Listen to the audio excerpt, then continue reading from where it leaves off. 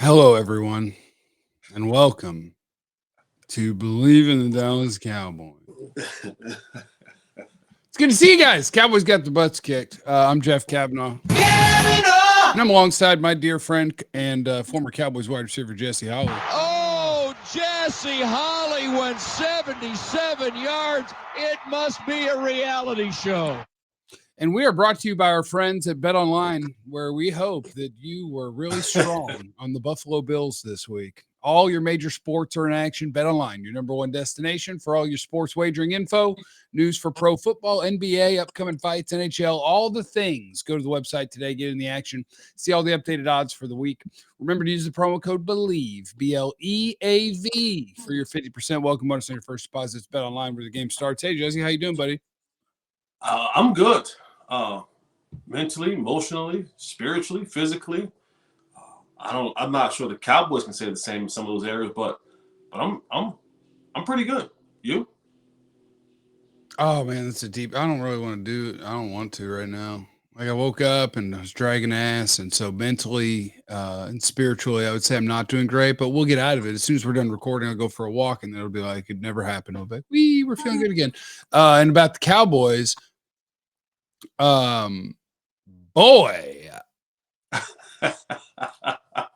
I picked them to lose, but I couldn't pick them to get blown out.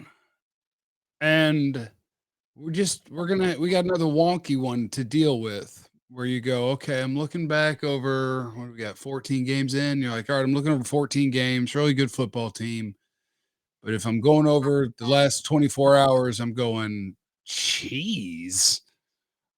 And it's hard to know what to do with that, honestly. Yeah, I mean, this Cowboys team is, it's a confusing bunch. And a confusing bunch because when you close your eyes and you read the names off the roster, you kind of go, good team. Good team. Then you watch them play at home and you go, really, really, really good team. But it seems as if they don't pack that same energy or efforts or play calling or all those things, and it goes on the road. You saw what Buffalo made a commitment that they were going to run the football through hell or high water, and the Cowboys had no answer for them. And it seems as if the Cowboys leading up to this game, while we were all worried about the weather and talking about the weather and trying to predict the weather and forecast, like we turned into Dan Rudolph and like weathermen throughout this week. And it just seemed like the Cowboys were like, we're good. We're going to go whatever game plan we decide to come with. And if the game plan, if you watched the film and you looked at the weather and you saw the Cowboys game plan, it was like they were never going to give you the opportunity to take big shots down the football field because the way they play defense, they play one of the most high two-shell teams in the National Football League. And then it was, it'll be a consistent rain all day long. And the Cowboys are like, nah, don't worry about it. We're still going to take our shots. We're still going to try to pass the ball down the field. And it seemed like it played right into the favor of what Buffalo wanted you to do. And it was just like, okay. And Buffalo was like, well, we actually live here. We actually play in this weather. So we kind of have a game plan for it. And we're going to just do our game plan until you stop it. And it got to the point in the game where it's like, oh, Josh Allen, don't worry about having to throw the ball. Like, we're not even going to throw the ball anymore. Like, you're going to just hand this ball off to Cooks, and we're going to just go to work.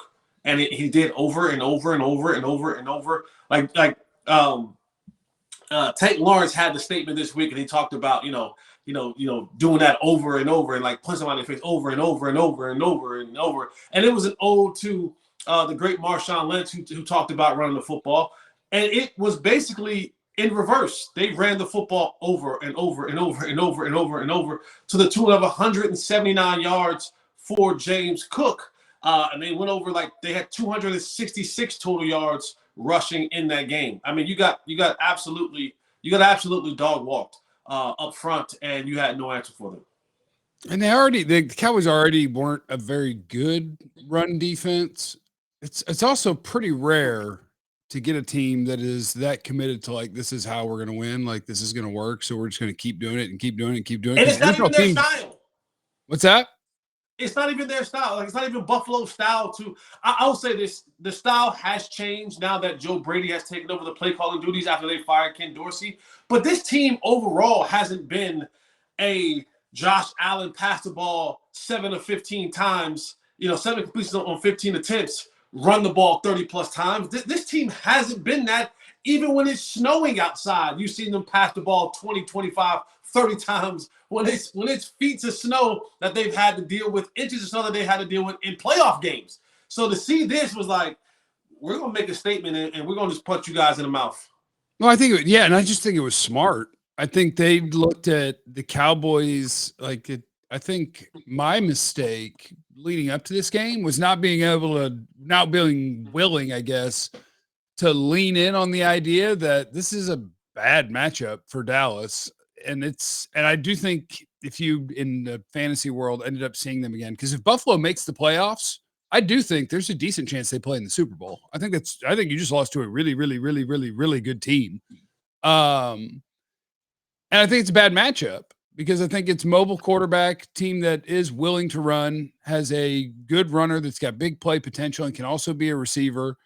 The Cowboys, things that they would like to do, they couldn't do. And look, if you go different weather or you go indoors, Cowboys might beat this team. And there's a couple other things we could talk about where maybe the Cowboys could beat this team. It's just hard to feel that coming out of this game because you watch the Cowboys who aren't a good run defending team. And then you go down Jonathan Hankins, your only NFL nose tackle.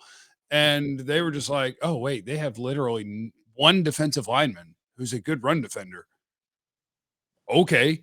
And Josh Allen's 7 of 15, less than 50% completion. And they're like, yeah, it is kind of cold outside, kind of windy, kind of rainy. Oh, I know. Do it again. They have a small defensive line, small linebacker core. They don't have their nose tackle. Do it again. And I don't know, because here's the one wild card about this game. The one wild card is their first drive. If there isn't a bad late hit call, they kick a field goal. Their second drive was 3 and out. Their third drive, I might flip 3 and 4, but either way, I have it right. They both should have been punts. One was a punt, and Sam Williams destroyed the punter, which just run through his chest. Like, you beat the blocks that badly and you're there that early. Don't try to cute it up and be like, where do I need to get my hands? Destroy him, and he won't get the punt off. And now we blocked the punt. And then the J-Ron Curse hit. Like, after 4 drives, Buffalo should have had 3 points, but they had 21 because penalty. And maybe the game looks different, but you also just look at the matchups and it's like, I don't know, because they could run the ball easy. You kind of like there's a 9 and an 11, but then a -2 and a -3. Like, kind of. You couldn't throw it. They could drop 7 in coverage and get pressure with 4 and play decent run defense. Like, everything about that game said you were going to lose regardless, but I don't know, because after 4 drives, they should have punted 3 times and kicked a field goal, but instead you had happen. That's all. Well, I wouldn't even go. It was more Cowboys. They are the leading team in the National Football League in penalties like this. And they've been that under Mike McCarthy for a while. And we see Mike McCarthy talk in front of the media all the time about how he, addresses the penalties. But your team continually and consistently are finding themselves at the end of the year at the top of the penalty mark. So it's not like the things that are happening are not uncommon. We've seen Sam Williams, while he has all the physical attributes that you want in a football player, he makes bad decisions, both on and off the field. He's our Kadarius Toney, by the way. Yeah, like he's our can't get right. And even for that particular play, it's like, you learn in special teams one-on-one. Hey, if we call a block or if you beat your defender, you never know. There is not a special teams coach in America that would ever tell you if you get close enough to block a punt, jump. There's not one. There is not one. They simply tell you, if you get close enough to block a punt, you are to do your hands like this or like this, but preferably like this. And you are now to lay out, looking at and taking the ball off of the kicker's foot. Because if you block it, great. If you don't block it, what's end up going to happen is you're going to slide underneath him and pass him, and you will not get a penalty. At no point in time, ever, does a special teams coach say, hey, when you get near the punter, jump vertically. You're never going to get it. The ball it's not going vertical. It's going out.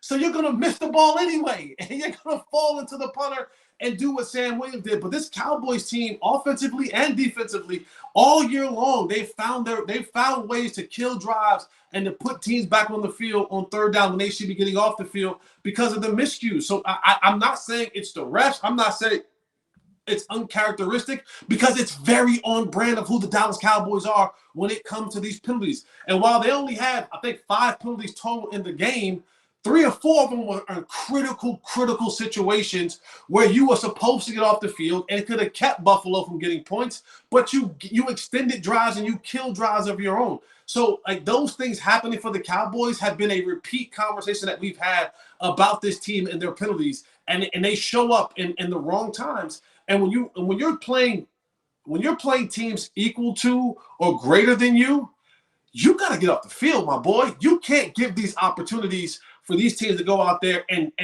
say, hey, you know what? Here's another try at scoring some more points. You know, as LeBron James said, here go 2 more. Like, you can't give them 2 more shots at going to score points, because most of the time they will.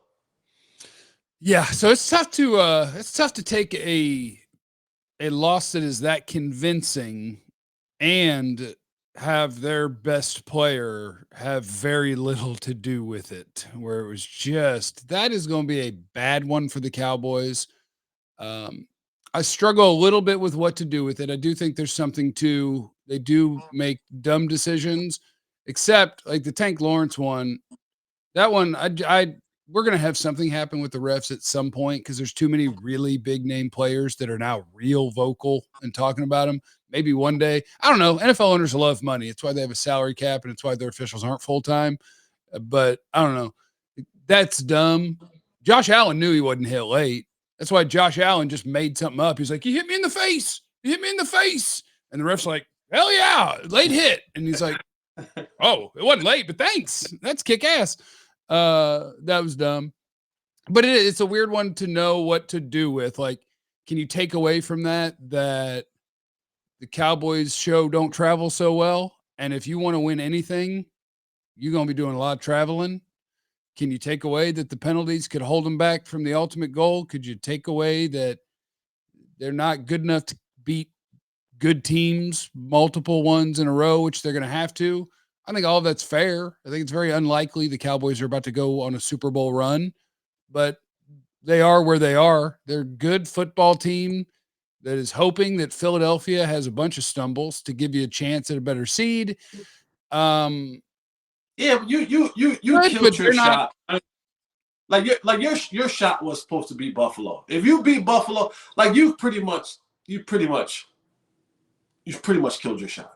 Like I think Philly could lose tonight. I think it's very possible Philly loses tonight. But then you would still need a Tommy DeVito to beat him or something. Even if they lose tonight, you still need them to lose to twice. They're not losing to the Giants. They're not. What was wrong with Tommy yesterday? I saw he got hurt. Is he going to be okay? We need Tommy. He got the snot knocked out of him. That's what happened to him yesterday. Okay, well, we don't worry about that. He'll be right back. And Tommy threw the ball 30 times yesterday, only to have 174 yards of passing yards. Like the Tommy DeVito thing is cute. It was great while it lasted. Like, all that stuff was fun, and we have the Linsanity moment in the NFL. We had it with Josh Dobbs. We're having it with Tommy DeVito. It's a cute story, but that's not real. You know that's not real. You know that stuff doesn't. There's an Italian guy. that stuff's not real. But you know what I will say about this Cowboy football team, and I wrote this down this morning, and I looked at this team, and the thing that I took away from the game is we talk a lot about complementary football. right? Like that's a thing. That's a thing in football. It's complementary, offense, defense, blah, blah, blah. But while teams practice complementary football, I think at times they also build their teams in complementary style football. What do I mean by that? I mean that this defense is never going to be a run-stopping defense. It never has. It never will. This team is built on pressures and sacks and turnovers. Go look at the stats. They either lead the league in turnovers and lead the league in sacks and pressures, or they're up there in the 1, 2, or 3 spot. The complementary to that is, hey, offense, you guys have to go out there and score points. Because if you go out there and score points, then the complementary part of what we do well, which we're designed to set up for, is to go and rush the passer, to go create the pressures, and then on the back end, go and create the turnovers. This defense is not built, even with Jonathan Hankins in the lineup, is not built to be a physical team. They're not physical. And I don't know why people keep saying that. There's a difference between having a physical player or two or having a physical mindset, mentality, culture. This defense is not physical. And that's okay. That's okay if the complementary works. If the offense goes out early and takes the ball and goes down and scores 7, 14, 21 points and now makes their offense have to kind of play from behind, then this defense is built properly. It is built to rush the passer. It is built to create pressure on the passer and then on the back end create the turnovers. But if this offense doesn't do its complementary part, this defense is cooked. This defense is cooked because they're not going to be able to stop the run. They just aren't. They're not built that way. We saw yesterday, and I've said this for weeks and weeks and weeks and weeks, and now people are giving me pushback because it's had its moments of success. Marquise Bell cannot play linebacker. I'm not saying he can't play linebacker. I'm saying it's not a good matchup. Marquise Bell is 205, 10 pounds at best.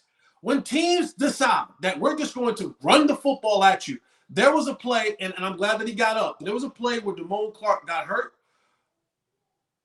The offensive line of Buffalo threw Marquise Bell out of the club, and then the other, I think it might have been Deion Dawkins. He took Damone Clark. That's what hurt Damone Clark. And walked him to his car and said, "You're out of here too." And that type of mentality that happens, like this team is not built for that. The complementary parts of this team is not built to be a run-stopping team.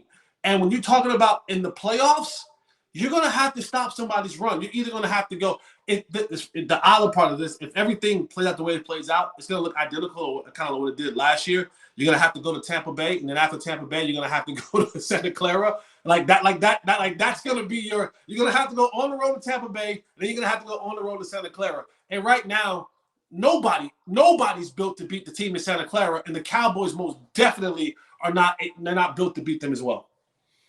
So I guess ultimately when you walk it through, it's like, the season's headed right where you still thought it was. So it's another bad loss, but you're probably still headed to at some point you're going to go play the NFC South winner. You're going to probably beat them, and then you're going to go stare down what nobody wants to stare down. Yeah, and this one, what sucks about the run defense part of this is that's what the Cowboys thought too. Like they traded for a guy to address it. And then they still didn't think they had enough, so they used a first-round pick to address it. And you didn't. That's not good. That's not good. I would love to have a couple of my early draft picks helping out my roster a little bit somewhere instead of being a backup watching Jake and getting run over all the time. But what are you going to do? The NFL careers are long. Nobody's story is written yet. They're still on the same track they were on. This game, I guess, could have gone differently, but it definitely did make you go, oh, crap. The road is not good to the Cowboys, and if anybody is willing to just be like, hey, we're going to run it down your throat, they're going to go, uh-oh. We're not big enough. We ain't strong enough. And next week, it's a different problem because you're talking about the Dolphins can run the football. And the difference between the Dolphins and what Buffalo did, when H.A. gets in open space, see ya. Yeah, now you're When not Moster fast gets enough. an open space, see ya. Right? While it was 7 point something yards to carry for James Cook, that might get uglier. And the fact of the matter is, like, even in this game, the unwillingness of Dan Quinn to not put more dudes in the box, like at some point in time, you had to say to yourself, we're getting our butts kicked. We can no longer do 5-6-man boxes. We have to now make this thing a 7-8-man box and say, you know what? All right, Josh, if you're going to beat us, you're going to beat us vertically through the air. Like at some point in time, at halftime, after halftime, like at some point in time, you have to say to yourself, all right, now we have to start run blitzing. We got to start putting more people in the box. And I get not having Malik Hooker. You got to have Jaron Curse sometimes play the middle of the field safety, and you're switching out him and Wanye Thomas and all those other type of things. But when you get down that much and you're racing against the clock, hitting 000, you got to sell out. You got to sell out and go, we're not giving up 7.7 yards a carry. We're not giving up 4.5 yards a carry to the backup. Like, we're just not going to do that anymore. And we're going to have to make them, hopefully, that Josh Allen gets greedy. Maybe we get a turnover. Maybe we get a sack, a strip. Maybe the ball comes out of his hand awkwardly. It creates a fumble. But for him to just be able to say hut, turn around and give it to James Cook, and he was averaging 4.2 yards a carry before contact. That means he was getting to the second level of the defense before anyone got his hands on them. So, like, think about that for a second. I saw that on one of his carries, he was touched at or behind the line on one. Every other carry, he was not ever touched at the line or behind it. Yeah, there's a lot that has to go on the shoulders of Dan Quinn for this one, for him not being able to adjust and say, you know what? Hey, I got to put Micah back at linebacker. We got to put more guys in the box. There was something that you had to do. You just couldn't keep walking out there and saying, yeah, this will work. This will work after a quarter, after 2 quarters, after halftime. It's not working. You need to adjust. You need to add more guys to that box and say, if you win this game, it won't be because you ran the ball down my throat. It'll be because you have to pass the ball over my head and you beat me that way, and I'm cool with that. That's much more, to me, respectable than you running and you playing bully-style football to me. That not only crushes your spirit, that crushes your soul, and that leaves you questioning your existence now going forward as a defense. Yeah, this is like San Francisco part 2, where it's just like, okay, this is one where you're going to look at it and be like, oh, we just found a game where real big questions we have about the team. Did you just verify things that we fear about this team and reasons that we can't win at all? And it's possible. Yeah. And then here's the good news for the Cowboys is here in less than a week, beat the crap out of the Dolphins. It'll all go away. But for 5-6 days, we're all going to be like, damn. Too close to playoffs for us to be having these same questions that we've had all year long. Yeah. Too close. Cowboys needed to be warmer outside. Congrats to Brock Purdy on winning the NFL MVP. Yeah. That's probably over. You just fumbled that bag. Yeah, that's probably over. All right. Well, Cowboys lose. We'll see you in 4 or 5 days once we've sufficiently recovered and seen if we can find optimism heading into Miami. Maybe. Everyone's so fast. There goes Jesse. I'm Jeff. Thanks to our friends at BetOnline for presenting this presentation. Remember, you have no idea what the Cowboys are going through. So be kind to everyone. We love you. Be easy. Eliminate the content box.